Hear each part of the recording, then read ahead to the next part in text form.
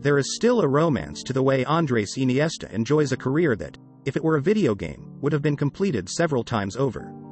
The 37-year-old has a trophy haul which reflects his status as one of the great midfielders of his generation: a World Cup and 2 European Championships with Spain, 4 Champions Leagues and countless other silverware with Barcelona.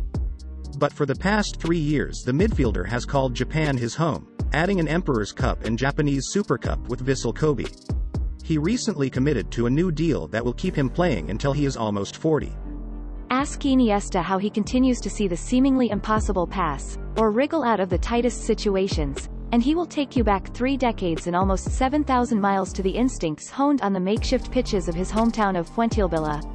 I consider myself an intuitive player who reads the game a few steps ahead, Iniesta tells BBC Sport. In the position I play, those are maybe my strengths and I try to exploit them as much as possible. There are things happening, things I am processing in my head. It's hard to describe them.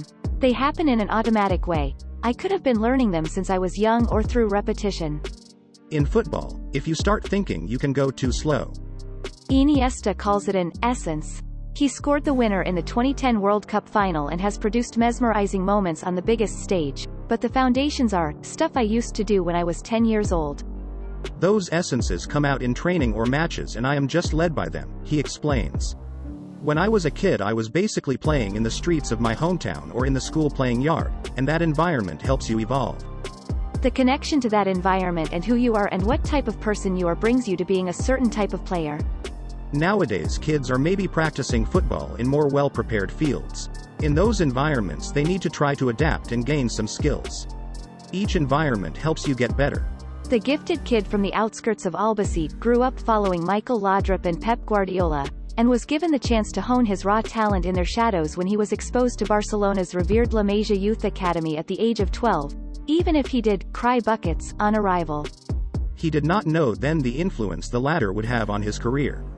Guardiola admired the understated up-and-coming playmaker when captain of the Catalan Giants, famously suggesting fellow midfielder Xavi would retire him and, "This lad Iniesta is going to retire us all," before his coach making Iniesta a pivotal part of his all-conquering side. Barcelona was like an exam every game and you had to pass that, says Iniesta. That's the base and each time you have to adapt to the environment, mold yourself to the style that is required of you, but always keeping the essence. I've had different coaches. I started with Louis van Gaal and then there was Guardiola, Luis Enrique and Ernesto Valverde. All coaches teach you something and you can learn something from all coaches. Maybe there are times I played less, but that experience enriched me too. It would be hard to point out a coach who has influenced me the most, and that's the same with the players I have played with and learned from. I have been in Barca and Spanish national teams in very good moments and I have been with the world's best players and I have learned from all of them. Iniesta pauses for a moment to consider his answer and then continues. It's not only what you have immediately around you, but an opponent's system or style of play. I've always thought this motivation to learn is the motor to keep improving. You can learn from everything, not only from your immediate surroundings but from everything surrounding your football. He highlights the relentless energy of Marcelo Bielsa's sides and the challenge of breaking down Jose Mourinho's Real Madrid in El Clasico fixtures. I have been lucky to have played a lot of games in my career and you encounter a lot of teams, a lot of proponents, says Iniesta. It is not the same in the different competitions that you play, like the Champions League or La Liga or for the national team. English teams or Italian teams are very different. When you played against Marcelo Bielsa's Chile, that was a particular team. Playing against Real Madrid when Mourinho was coaching, or Carlo Ancelotti, are experiences which really enrich you. It was Barcelona, though, who inspired coaches around the world to adopt the principles that made them so successful: the tiki-taka, the suffocating press, the focus on technically gifted players at a time when others were scouting for strong, powerful athletes. Barca has always been characterized by being a team that wants the ball and wants to keep the ball, says Iniesta. In the time of Guardiola, the football itself didn't change, but it was a time where teams were really looking at us and trying to learn. Barcelona have not been crowned European champions since 2015, when a certain diminutive Spaniard produced a man-of-the-match performance in a 3-1 win over Juventus, and the club's current financial struggles mean that glorious evening in Berlin feels like a distant memory. I will always see Barcelona in a good way because I still see a different team, says Iniesta. Many things have changed since then. Naturally, the players are different, but there is still an idea, a concept.